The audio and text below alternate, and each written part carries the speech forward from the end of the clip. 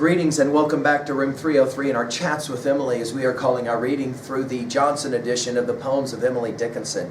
We turn now to the little poem 248, Why Do They Shut Me Out of Heaven? And right away we find ourselves back to earlier poems that we have commented on. Do you remember poem 85 that ran like this? They have not chosen me, he said, but I have chosen them. Brave, broken-hearted statement uttered in Bethlehem. I could not have told it, but since Jesus dared, sovereign, know a daisy thy dishonor shared. Or do you remember when we did poem 220? Could I then shut the door, lest my beseeching face at last rejected be of her? Now, much like poem 193, here we have another poem about rejection, about exclusion. In so many of the poems that we've been studying thus far, and our assumptions that you've been following our stuff at learnstrong.net, down that left-hand side, Chats with Emily, our playlist.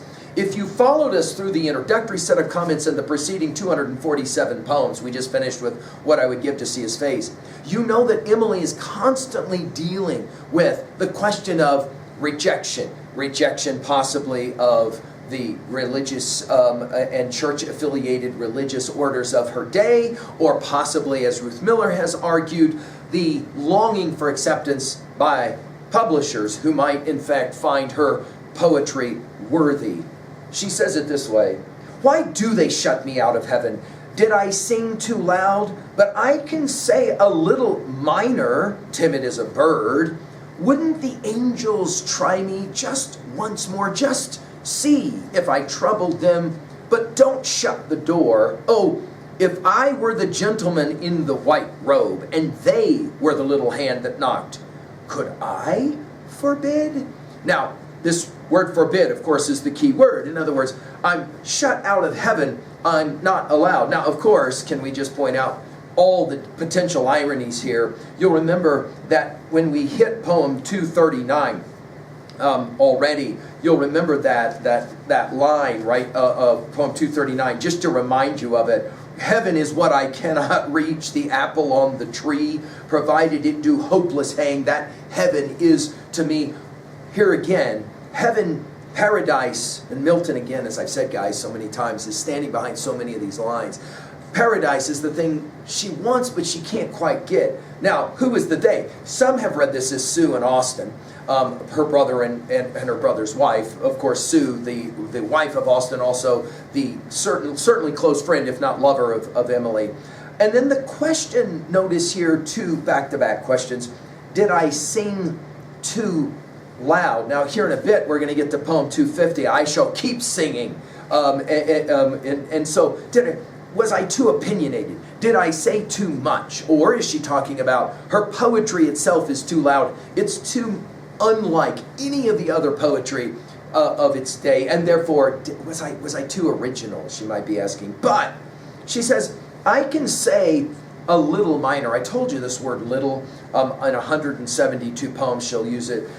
Scholars have pointed out that it is reported that Emily weighed 107 pounds. She was a physically small person. Here she emphasizes how timid she is, how minor she is. She's timid as a bird.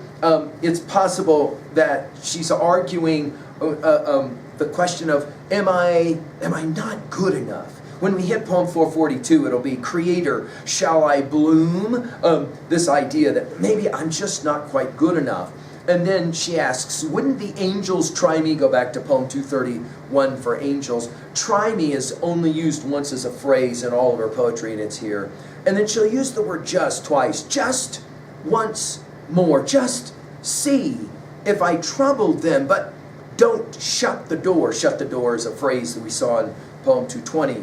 Oh, it's almost as if now one last musing. If I were the gentleman in the white robe, back to poem 171, of course, maybe we're speaking of afterlife here, and they were the little hand, again, the emphasizing of the smallness, that knocked, could I forbid?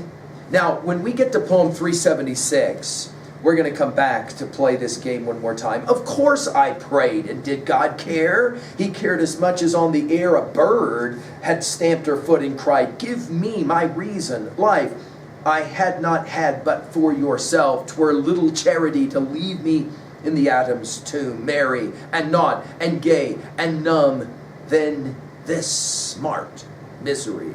Or when we find ourselves at poem 502, we'll see something similar. At least to pray is left.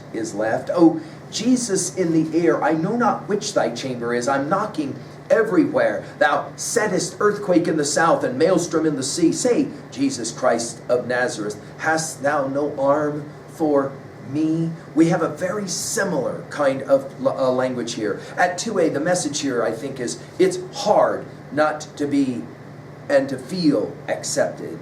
At 2b, well, the vague antecedent, who is the they, obviously comes to mind. And the tone, is it distraught? Is it whiny? Or is it rather the way a lot of us read this poem, rather almost like the middle finger of defiance? Can we call it Promethean? In other words, if the roles were reversed, she says, I would open the door for you. Why aren't you allowing me through the door? And as we mentioned in 3a, well, there's all kinds of poems that here, 502 and 376, immediately come to mind, no doubt. At 3b, what was a time to own a poem like this? What was a time that you felt a rejection of this kind? Or maybe in your Promethean mood, you were like, I'm going to knock the door down to get through and get what I want. Thank you.